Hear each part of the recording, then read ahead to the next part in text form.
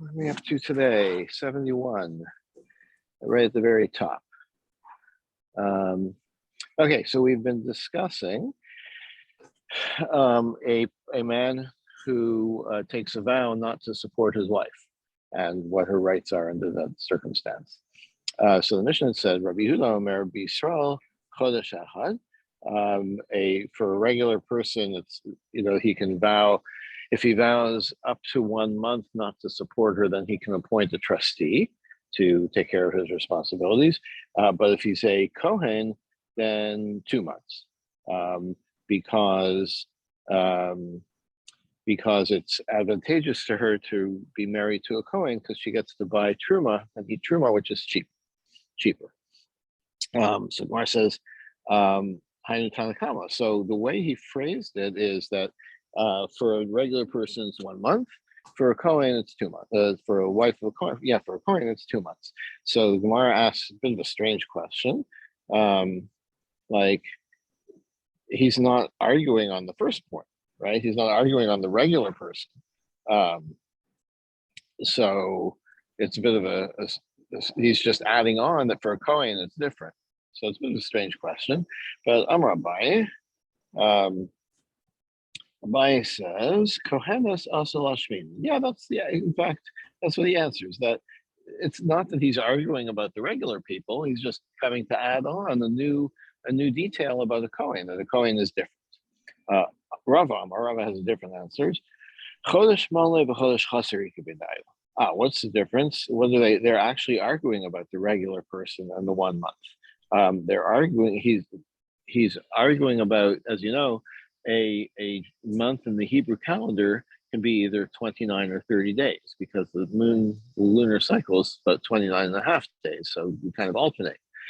So according to the first Tana, the month in question is a full 30-day month, but Rabbi Yehuda, Rava infers, is actually arguing with that Tana and saying, you know what? Yeah, it's 1 month, but it's a different kind of month. We're only talking 29 days, not 30 days.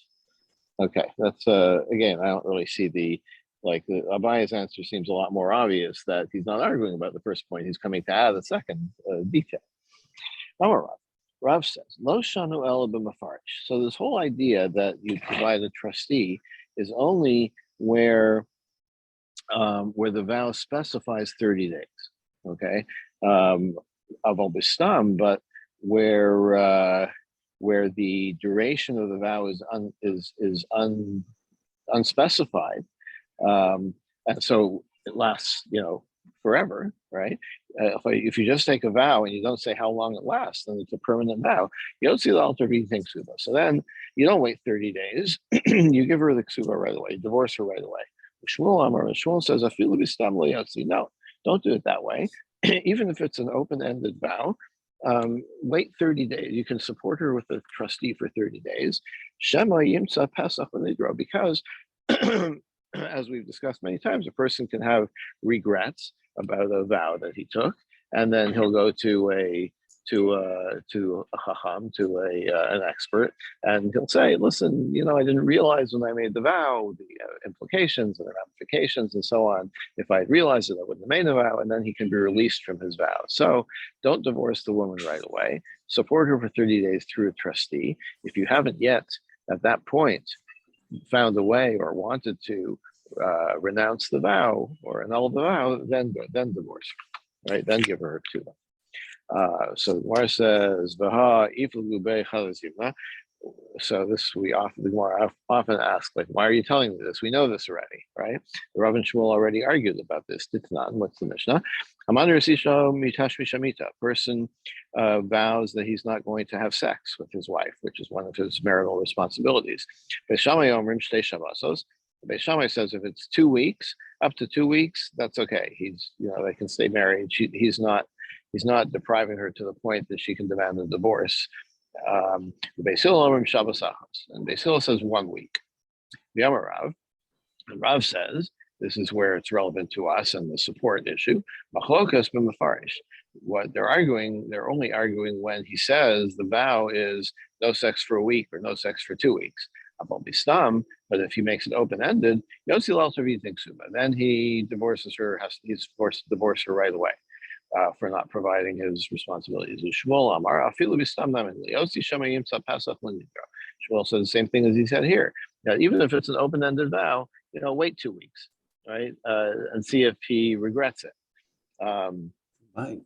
So it's the same idea, right? They already argued about it in the case of a vow to not have sex. So presumably the same thing would apply to not providing other forms of his responsibility, like sustenance. So Gemara says tzricha. No, you need them to state their argument about this in both cases. If they only argued about it with regarding the vow against sex, he come around. What are you going to do there, right? That's not something that you can delegate to a trustee. You're the guy, right? You can't instruct someone else to have sex with your wife to fulfill your responsibilities. So that's when Rav would say that you have to divorce her immediately. But you might think that Rav would say if it's a case of money, then okay, you could use the trustee dodge. And he might concede to Shmuel. And if we only talked about the money case, maybe that's why Shmuel says he doesn't have to divorce her immediately because there's a way out. Right. In the meantime, you can appoint a trustee. But with the case of a vow against sex, maybe he would admit to Rav that you have to divorce her immediately because there's no alternative to provide her with what's due to her. Okay. So now we have a Mishnah. A person makes a vow that he's not going to provide a particular fruit, banana. Then he has to divorce her. We saw this yesterday. So, in other words, your responsibility for food is whatever she is accustomed to or whatever she wants. If she likes to eat bananas, you can't deny her bananas. So, Bishlam Rav, Kandistan, Kamufarish. So, according to Rav, who says that that he has to divorce her immediately,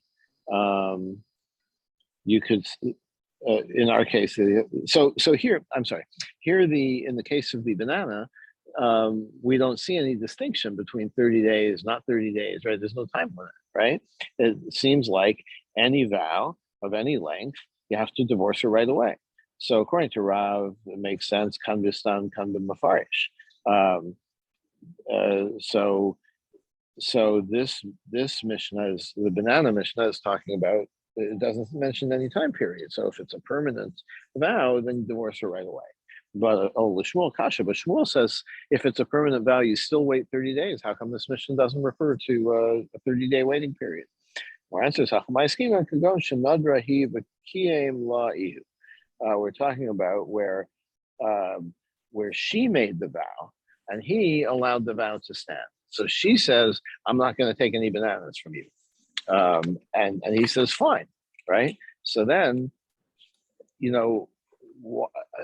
there's no reason to think that she's going to try to annul her banana vow, right? In the case of the husband, where he has a responsibility to provide bananas, right? So then it makes sense to say, well, maybe he doesn't really want to divorce her over bananas after all. Maybe he'll find a way out. But if the wife says, I'm not taking any bananas from you, the vow is a vow. There's no reason to think she's going to try to back out of it. So now the Gemara picks up on the point that, so does this mean that if a woman takes a vow not to accept whatever from the husband, and the husband confirms the vow, then that's grounds for divorce? Like, that's what it sounds like. So because of Rabbi Meir, who knows in Espa ben Shineha, if does Rabbi Meir hold that, like, it's a cute metaphor, right? Or some, well, not metaphor, but imagery, right? That he puts his finger in between her teeth. In other words, he's taking the bait, right? Like, does Rav Meir really hold that if he confirms a vow that she made, that he's liable, right? it's like she can entrap him into a divorce, right? By taking this vow. And he says, yeah, I confirm your vow. And she says, aha, you're not feeding me, right? So like, is that what Rav Meir holds? The son of Meir, who knows now? If that's the case, Tanya, what about this brisa?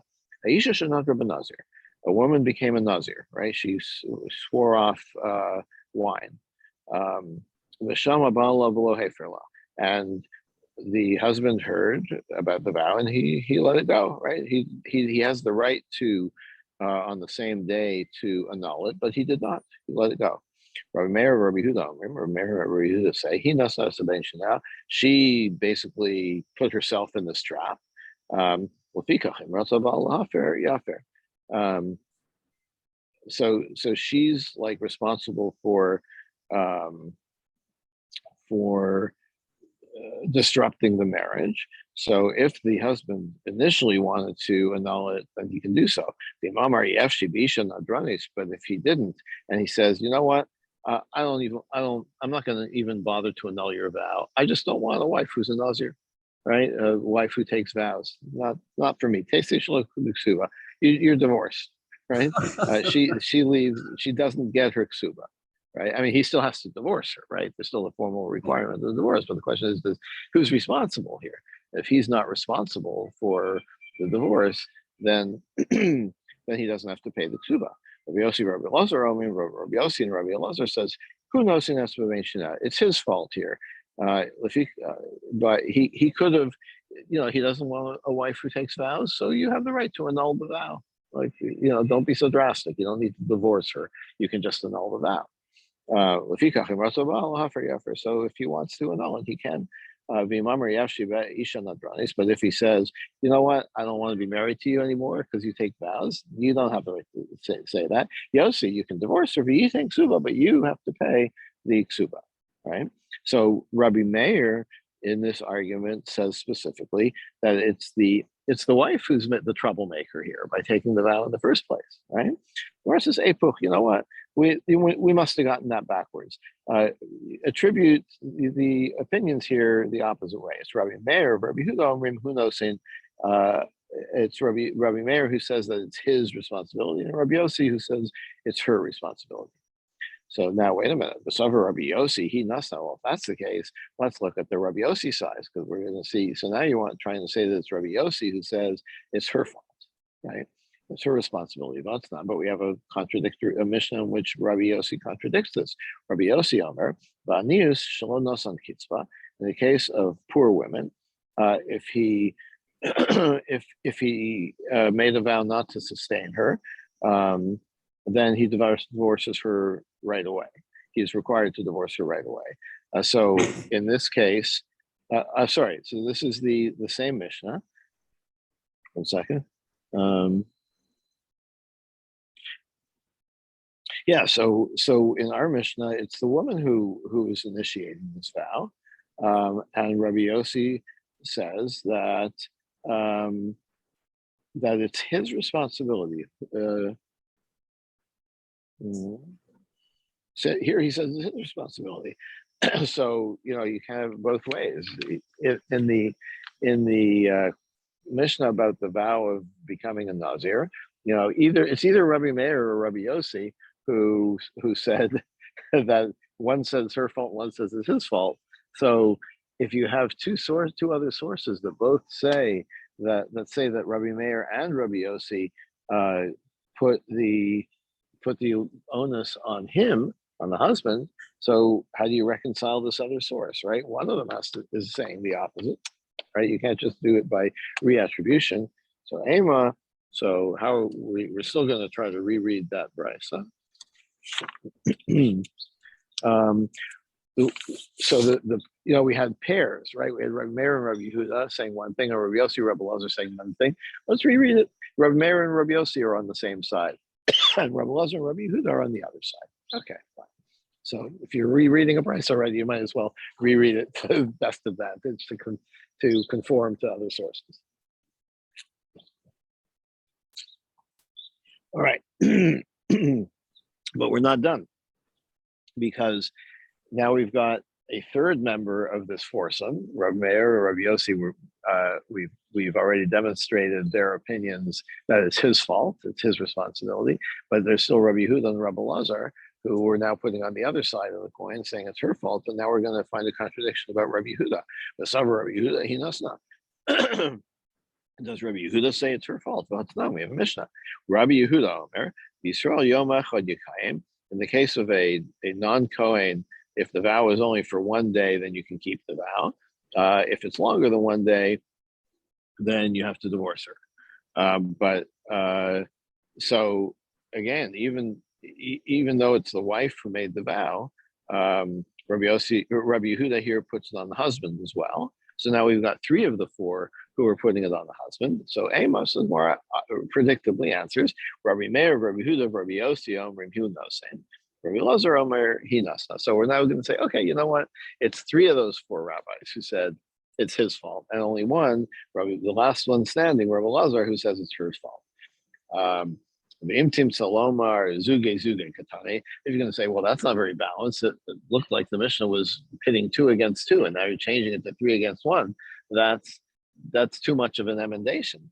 So Amos, so what you could say is Rabbi Meir, Rabbi Lazar, Omer, and Hinasna. We'll put Rabbi Meir and Rabbi Lazar on one side, saying it's her fault. Rabbi Yehuda, Rabbi Yossi, Omer, who knows, saying, and Rabbi Yehuda and Rabbi Yossi say that it's his fault. V'hastama delo Rabbi Meir. And so, so usually we say that the author of a Mishnah where the author is not specified is Rabbi Meir. And so here we'll say, you know what, our Mishnah that contradicts this statement of Rabbi Meir, maybe this is the rare case of a anonymous Mishnah that is not the position of Rabbi Meir. Okay. Fortunately, we find no source in which Rabbi Lazar goes over to that side, because then we wouldn't be able to reread the Mishnah at all. Okay, so anyway, what do we end up with? According to Shmuel, it's the wife who makes the vow and the husband confirms it. It's on the wife, right? The wife is the one who takes responsibility for that, and there's no, if you divorce her, you don't have to pay the ksuba. The Sover Rabbi Yossi Baniya Shlonatan Kitzba. Now we've seen that Rabbi Yossi had said that if it's a poor person, that if there's no, and here we're talking not in our Mishnah, not about food, because everybody needs food, but if we're talking about perfume, right, something that only a more well-off person would use on a regular basis, then yeah, for a poor person, there's no effect of saying I'm not giving you any perfume, because you're not getting perfume anyway, right? So that was Rabbi Yossi's statement. Alma bal matzi mefer. So what we see is that the husband can annul that vow, okay, which seems obvious, or aminu, but we have a contradiction to that. Elu hadvarim shabali mefer. There are limits on what the husband can annul, what vows he can annul. Dvarim sheish b'hem inui nefesh. Things that you deny yourself, like taking a vow not to indulge in some something that's beneficial to you. For example, im erchatz im lo erchatz, like a vow to bathe or not to bathe, im eskashet im lo eskashet, to use perfume. Rabbi Yossi says, Ein elu nidrei inui nefesh. No, that's not what it means by self-denial vow. Elohe nidrei inui nefesh. This is what it means. Shlo ochal basar v'shlo eskashet, or shlo eshtayayin. So he excludes bathing. Making a vow not to bathe is not considered inui nefesh. That is a vow that is beyond the reach of the husband to annul. But what can the husband annul? I won't eat meat, I won't drink wine, or I won't put on perfume. Sorry, not perfume, like beautiful clothes, fashionable clothes, colorful clothes, literally. So according to Rabbi Yossi, then, like, why is perfume used in our Mishnah as something that's self-denying? All right. This contradicts it. So it's more answers. What are we talking about? We're talking about things that affect their personal relationship, like their intimate relationships, right? so um, uh, so if our Mishnah is talking about not just so not quite sure. I mean, it seems to me that what we're talking about is if you smell nice, then it's easier to be intimate with somebody. Makes right? sense. That, yeah. Art Scroll's translation is something a little different. It's like a cosmetic that removes pubic hair. So that's a more intimate situation. Okay, whatever. But the idea is we're talking about things that affect their ability to be intimate, and so perfume is certain types of perfume or cosmetics are included in that, and certain types are not. So Gemara says, well, wait a minute. Okay, so that makes sense because there is a view that that the husband can annul vows that has to do with these intimate situations. But some say the husband has no rights over that kind of vow. Michael, can you answer me, Mar? What's the source for this? What are things that are intimate? Rabbi Yehuda Amar Habal Mefer. Rabbi Yehuda says the husband can annul those. Rabbi Barava says no. Because you don't ever find a fox dying in its own foxhole. In other words, it's not a valid like this. It's a rather crude metaphor, right? That you're not going to get tripped up in your own foxhole, right? The wife is the foxhole here. Okay. Apparently, there's some concern, and this is maybe why ArtScroll translated it, or why the commentaries translate this as we're talking about a cosmetic that is a what's the word for hair removal? Depilitron? Yes, thank you. Depilatory. Like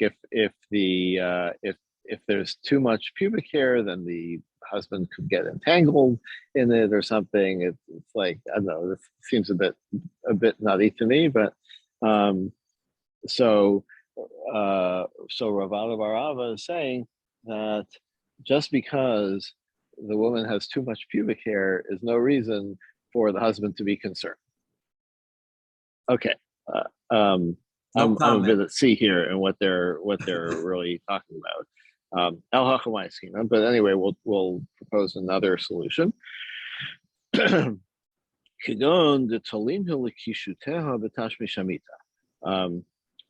If she like links her her cosmetics to having sex. What does that mean? If she's saying like, look, you want me to use this depilatory, I don't want it.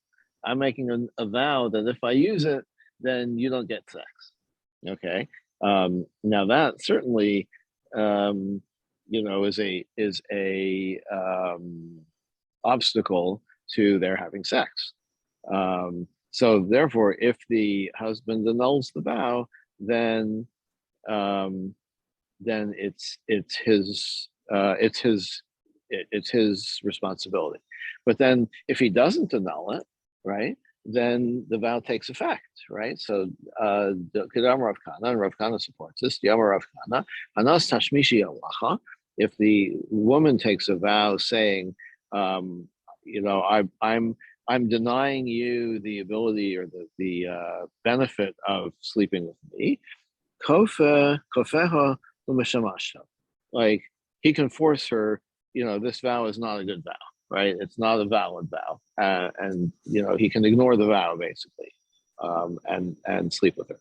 But if she says, I'm renouncing the benefit of having sex with you. So now she's putting it on herself, right? If the first case was if he says, I'm making a vow that you can't have benefit from me, you can't have sex for me, that's not, you can't do that. But if the woman says, I'm making the vow that I'm not having sex with you, okay, then Yafer, he should, if he wants to sleep with her, he has to annul the vow, because that's a valid vow. Because you don't offer somebody something, you don't offer somebody a cheeseburger. Okay, something that he's not permitted. Um, so, what's that analogy?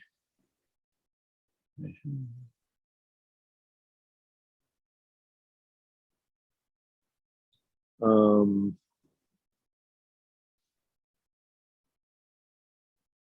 oh yeah, so it's like, yeah, if the husband doesn't annul it, then he's making sex with his wife forbidden, or he's consenting to not having, to having sex with his wife be forbidden. So that's why this Brisa advises, or Rav Kana advises, you should annul this vow, because if you don't annul this vow, then all you get is cheeseburgers for dinner. You can't eat them.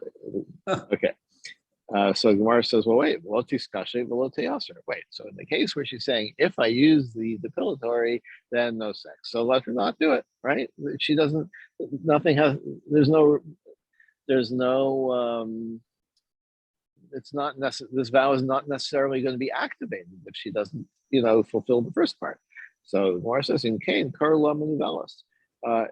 If that case, she's going to become, she'll be called, disgusting or repulsive. So it's like, you can't expect a person like that not to use this depilatory. If she has this problem, right, then, like, she's going to do it. Right. Yeah, she's going to activate that.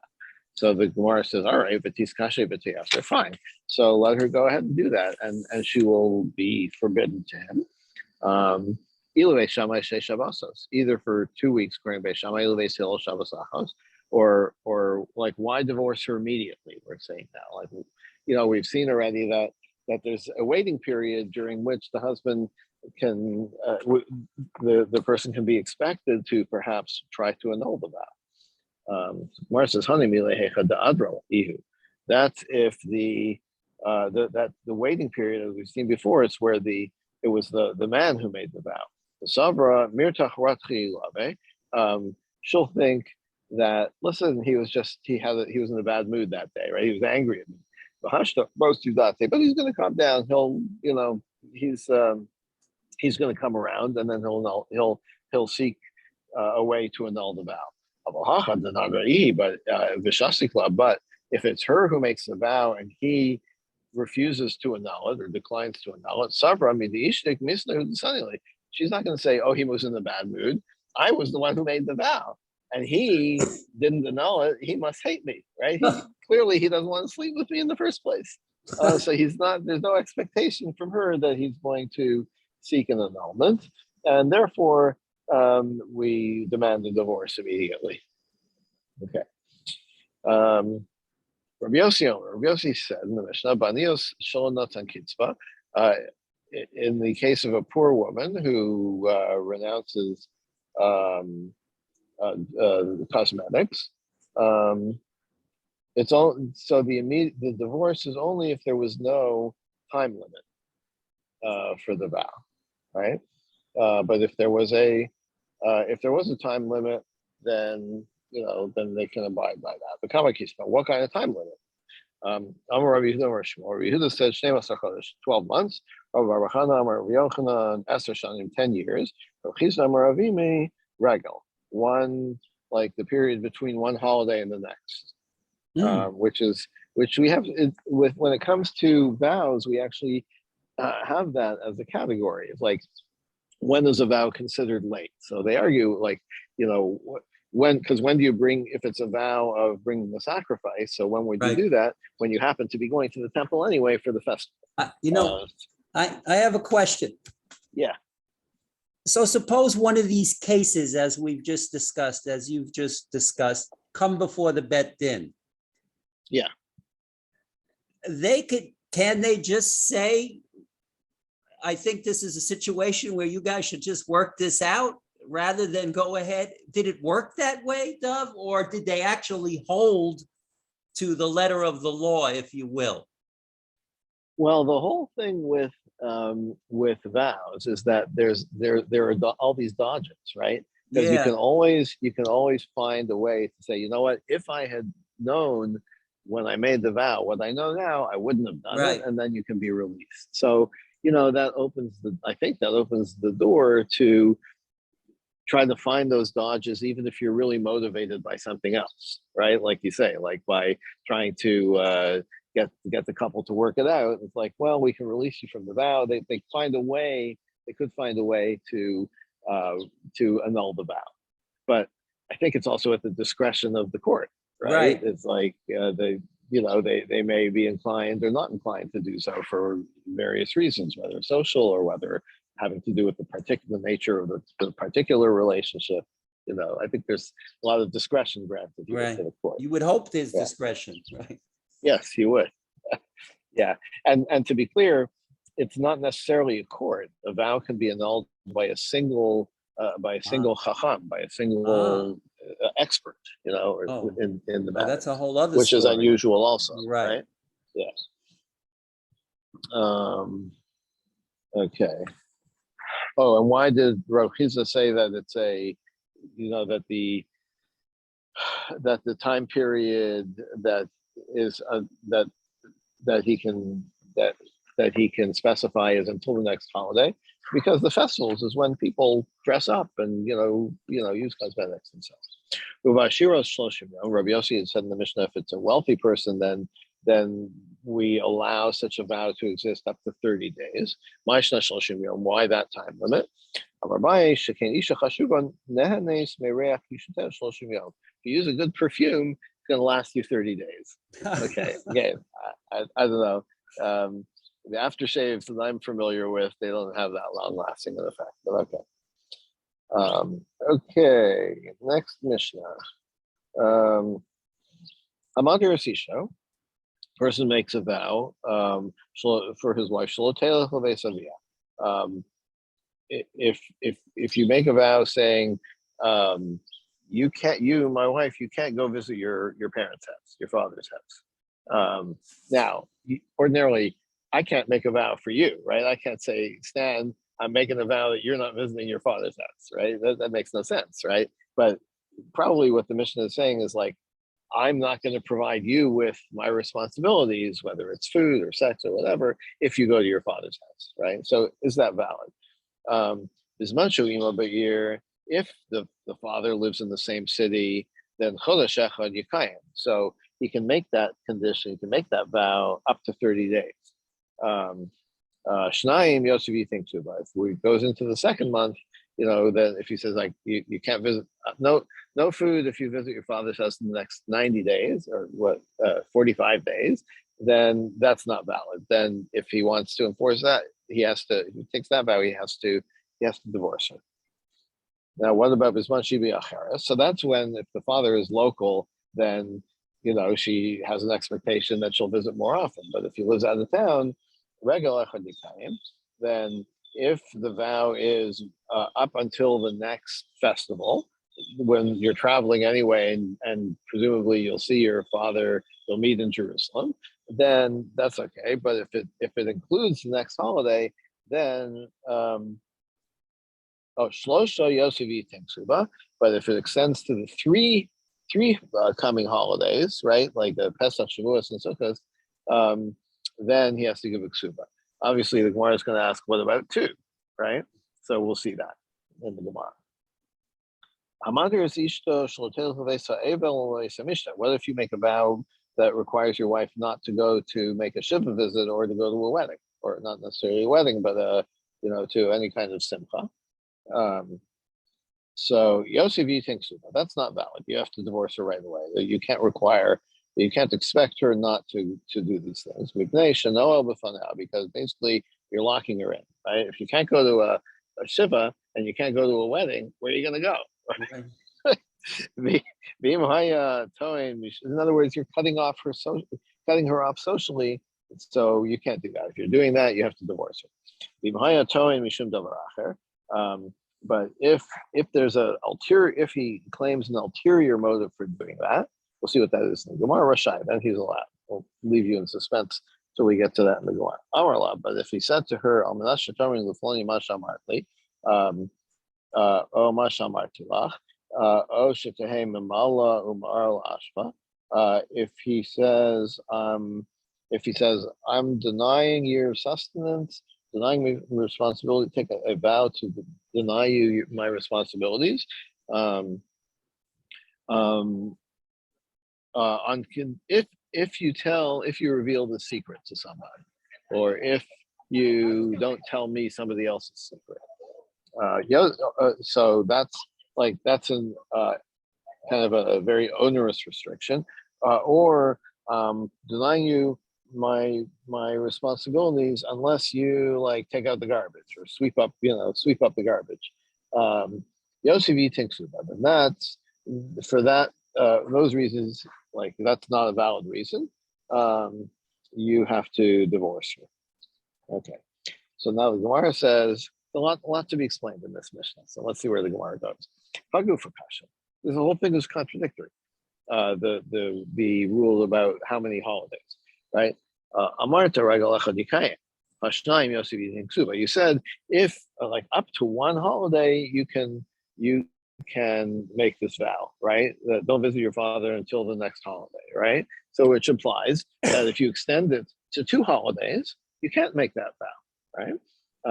And then then you say Shlosha Yosef eating ksuba. You know when you have to divorce her if you made the vow for 3 holidays, implying that 2 holidays you could make the vow. So right, it's like, why are you telling me 1 and 3? Tell me what the rule is for 2. Abaye says Seifa Asan L'Kohenes Rabbi Yehuda. Where the really the rule is 1 month, but remember Rabbi Yehuda said for a Kohen the rule is 2 months because we want to avoid her being divorced because it's to her detriment that she can't eat truma anymore, right? So the second rule in the Mishnah is according to Rabbi Yehuda, because Rabbi Yehuda says up to 2 months you can make the vow. It's the 3rd month that you can't make the vow. Okay, so that's a rather clever way of resolving this Mishnah. Rabba Barula, our Rabba says, Lakasha, here's my answer. Kan b'redufa, kan b'she'ena redufa. It depends how badly she wants to visit her father, right? Somebody who really wants to visit her father, one holiday is the limit that you can prevent her. But somebody who doesn't really care, you can prevent her for 2 holidays, but 3 holidays, like everybody wants to visit their father eventually. Okay. Sayisi Bain of Kamotse Shalom. This is a tangential thing. So I think this is from Kohelet. The verse says, then I would become like someone who's perfect. What does this mean? It's like a bride who is found to be perfect in her father's house. And so she's eager to. So the person who finds the perfect woman is going to go and brag about it in the other side to the other side of the family. And here's another Agadic interpretation. So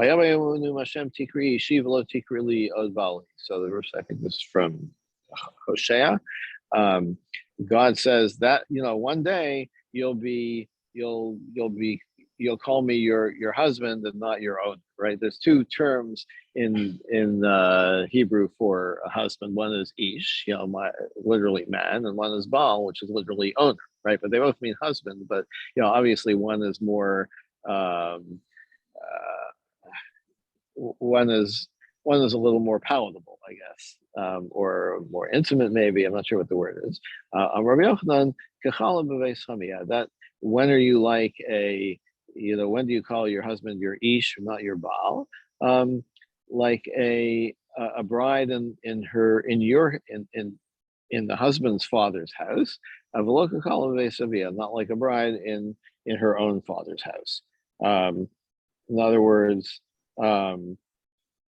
when the woman is still living in her father's house, so they haven't lived together yet, right? It's like, think of the period of engagement, right? So they're not so comfortable with each other, right? Once they move in together, which we're using here the term in the husband's father's house. It's not really that; it's really the husband's house. I mean, maybe they have a room in the father's house. I don't know, but basically, once they move in together, then they're more comfortable with each other and have a closer relationship. Okay, let's call it here for today. Pick it up Thank you, again Doug. tomorrow. I'll see All you righty, have a tomorrow. good day. You Yeah. too.